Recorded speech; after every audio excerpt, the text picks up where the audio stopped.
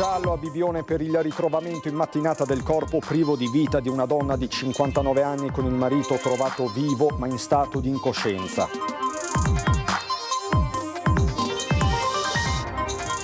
Naso rotto, ecchimosi e lividi, Gilberto, 30 anni, di Mestre, aggredito da una coppia di tossicodipendenti nell'androne di casa in via Fogazzaro.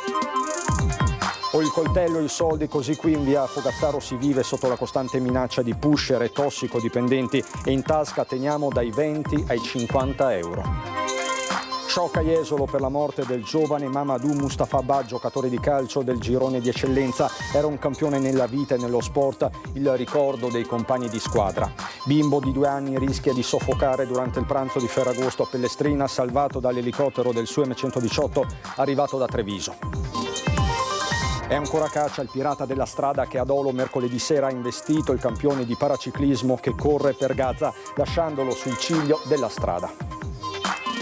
Tra i detenuti incontrati nel carcere di Padova da una delegazione di consiglieri regionali anche l'ex assessore di Venezia Renato Boraso, coinvolto nella maxi inchiesta per corruzione.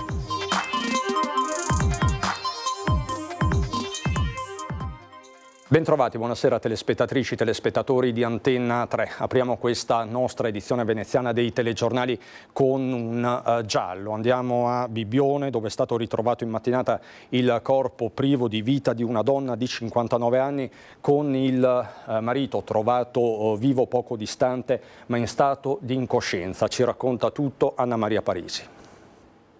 Una morte avvolta nel giallo è quella di Loredana Fornaro, 59 anni, trovata priva di vita, riversa a terra sul pavimento di casa, con il marito, anche lui ritrovato a terra, ma in camera da letto e ancora vivo, sebbene in stato di incoscienza. L'allarme a Bibione è scattato verso le 9:30 in via delle Comete, dopo che nessuno tra familiari e amici riusciva a mettersi in contatto con la coppia, che non rispondeva al telefono. Subito sul posto carabinieri, vigili del fuoco e sanitari del su M118. Inutile per la 59enne ogni tentativo di rianimazione. Loredana era già morta in mattinata, mentre il marito è stato portato d'urgenza in codice rosso all'ospedale di Portogruaro. Tra le cause del decesso della donna non si esclude l'infarto o la morte per le esalazioni di una possibile fuoriuscita di monossido di carbonio. Per il marito si ipotizza anche un malore dopo la scoperta del ritrovamento del corpo privo di vita della moglie.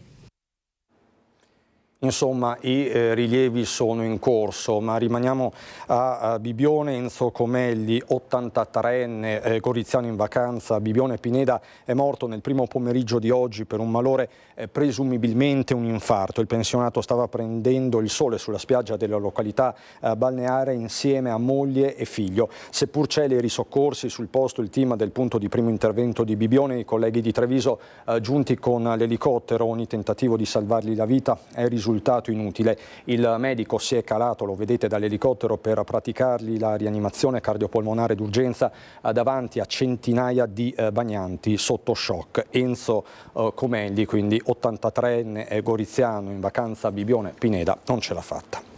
Naso rotto, ecchimosi e lividi, Gilberto, 30 anni, di Mestre, aggredito da una coppia di tossicodipendenti nell'androne di casa in via Fogazzaro. Il suo racconto raccolto sempre da Anna Maria Parisi con Simone Merlo.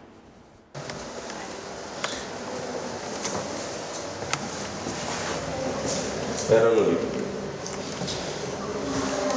a farsi come se fosse casa loro. Ferragosto di sangue e pestaggio per Gilberto, 30 anni, occhi gonfi e cerchiati da ecchimosi, così come la mascella destra, naso rotto per una frattura di grande entità ed ora in attesa di intervento entro la prossima settimana. A ridurlo così una coppia di tossicodipendenti, lei marocchina, lui nigeriano, già noti alle forze dell'ordine.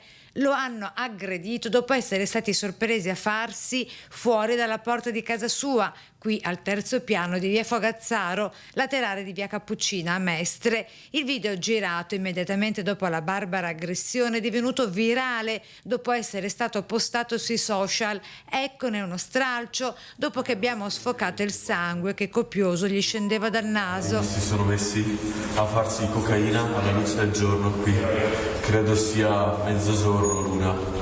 Nessuno ha fatto niente, questi sono venuti, sono entrati in casa nostra, hanno salito le scale e hanno iniziato a drogarsi sulle nostre scale. Io sono sceso per farli uscire, ho provato e loro poi mi hanno aggredito. Gilberto lo incontriamo proprio sotto casa, dove è stato pestato e appena rientrato dall'ospedale stanotte in preda agli incubi, non ha dormito, ci racconta. Essendo 2 contro 1 ho potuto fare quello che ho potuto, cioè ho ricevuto pugni, graffi, morsi, senza considerare il terrore e la paura che qui subiamo tutti i giorni. Una decina i testimoni che hanno assistito all'aggressione senza tuttavia intervenire né prendere posizione per paura di ritorsioni, racconta sempre Gilberto, il suo appello a Zaia e Brugnaro. Mi fa malissimo in realtà, però magari non lo do a vedere, anche perché non dobbiamo mostrarci deboli. Parla anche la mamma di Gilberto, lo fa con la forza per l'appunto di una madre, ma è tuttavia Fogazzaro sotto scacco. Io chiedo solo che ci sia un intervento. Sindaco e il governatore Zaia, io vi prego come mamma, un intervento drastico, ma drastico. Grazie. Non dico altro. Elisabetta è la mamma di Gilberto, le sue lacrime e la sua forza, la stessa che a Ferragosto l'hanno indotta a girare il video del figlio, certo sanguinante e malconcio dopo il pestaggio, ma ancora vivo. Anche lei ha temuto potesse morire dopo tanta inaudita violenza subita. Qui tutti noi residenti siamo tenuti sotto osservazione dai pusher e dai tossicodipendenti, racconta sempre Elisabetta con grande coraggio. Si trovano minacciati, gli dicono o il coltello o soldi. Quindi insomma, vedi te, devi uscire armato di soldi perché sennò ti accoltellano. Cioè la situazione è questa, non si può andare avanti così. Qui i residenti girano con pezzi in contanti da 20 o 50 euro in tasca, il valore di una vita umana in via Fogazzaro a Mestre, dove la cocaina gettata dai pusher per scampare i controlli la si può trovare in pieno giorno, così come le stagnole e le pipe usate dai tossicodipendenti per farsi di crack. E ritorniamo sul litorale, sulle spiagge a Jesolo per la tragedia che è costata ieri la vita a un ragazzo di 24 anni, un ragazzo conosciuto da tutti a Conegliano, un giocatore di calcio apprezzato e stimato, Mamadou Mustafa Ba. Bello, bello, bello. Mamadou era per noi un grande giocatore, in primis un grande giocatore, però soprattutto nella vita una grandissima persona, adorato, veramente ben voluto. Era una gioia per tutti vedere Mamadou nella vita come nel calcio. Non a caso in queste ore sono in tanti a ricordarlo tra Codogné, paese dove viveva con la famiglia, e Conegliano. Qui su questo campo da calcio si allenava per il Campolongo nella prima squadra, dove di fatto in poco tempo era diventato la punta di diamante dopo aver giocato per il Feletto, Codogné, Dinamis, Bazzola, Santa Lucia. Il leone del Senegal lo hanno definito gli amici in un video pubblicato sui social.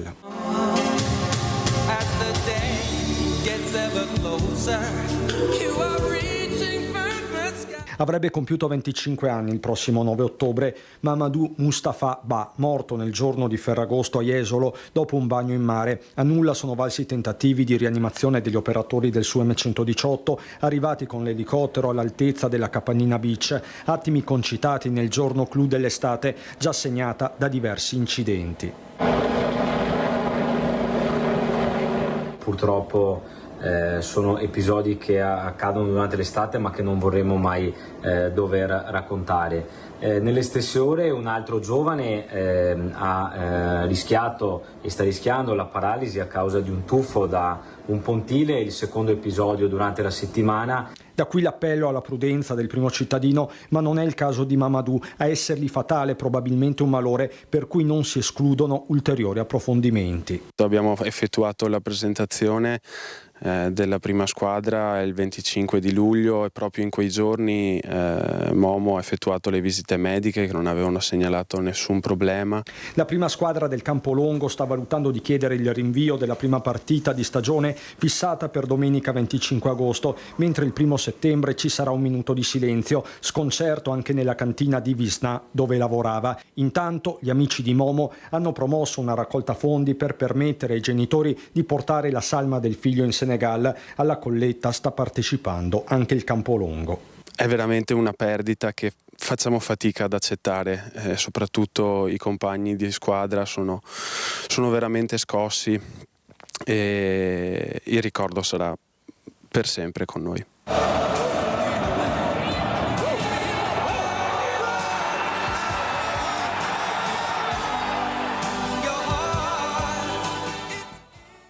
Bimbo di 2 anni rischia di soffocare durante il pranzo di Ferragosto a Pellestrina. È stato salvato in extremis.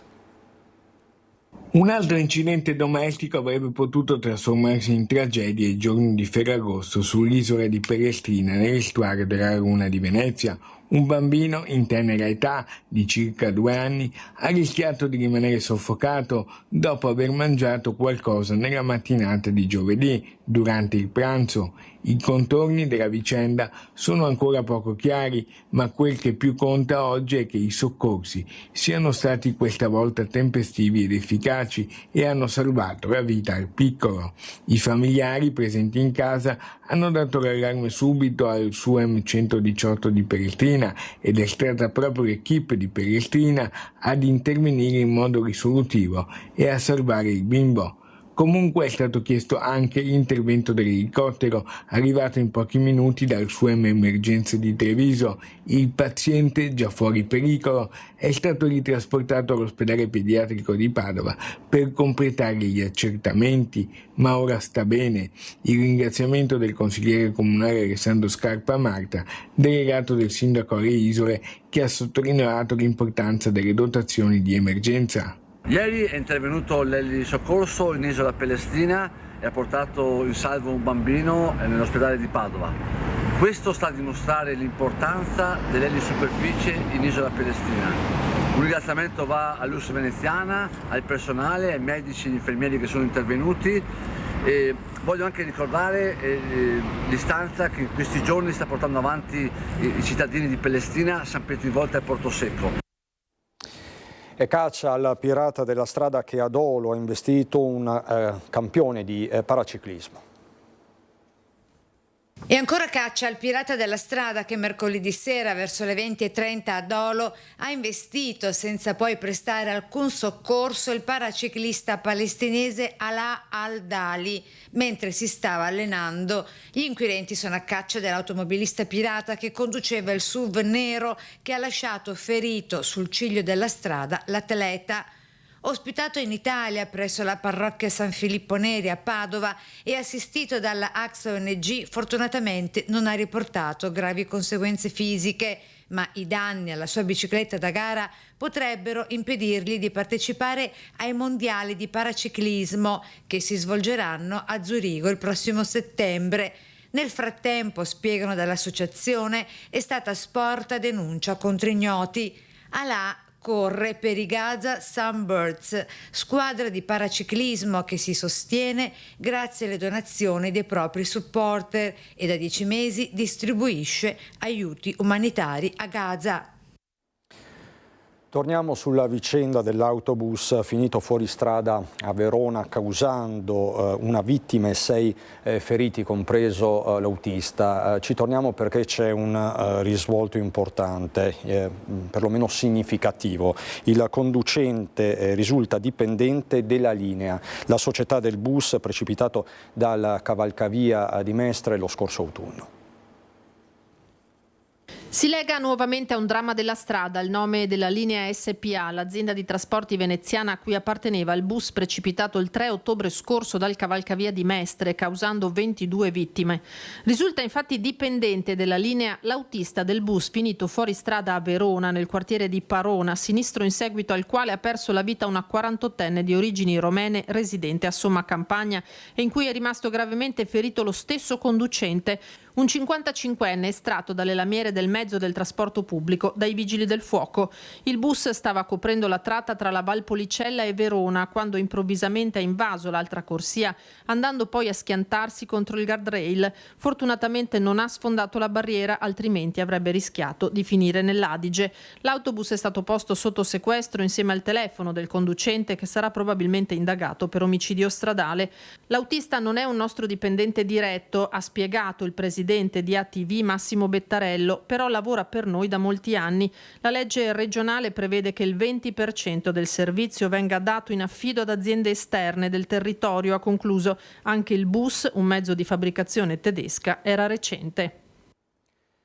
Tra i detenuti incontrati nel carcere di Padova da una delegazione di consiglieri regionali, anche l'ex assessore di Venezia Renato Boraso, coinvolto nella maxi inchiesta per corruzione.